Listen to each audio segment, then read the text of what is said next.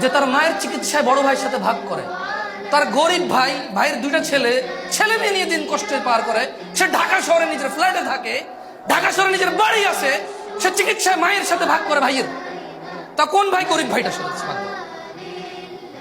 ও হচ্ছে এই কুলাঙ্গার, ও হচ্ছে এই নির্দয়, এই জালেম। ওরে আমি, ও তো বয়স বেশি না, তো ও তো যুবক, এখন ইয়াং, 40 হয় না, ওর 40 হয় না, ওর বয়স 40 হয় না। ওর বাপে ওরে পড়াশোনা করানোর জন্য বাকি দুটা ভাইরে কামলা খাটাইছে। এগুলো এখন কামলা। বাপে জমি বেচে এরে পড়াইলো, জমি বেচে এরে বিদেশ পাঠাইলো। এখন যত কিছু ইনকাম করে সব ওর।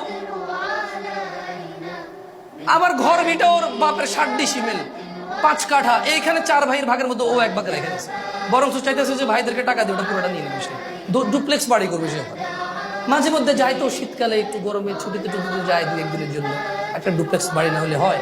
বংশমর্যাদা টিকে নাকি?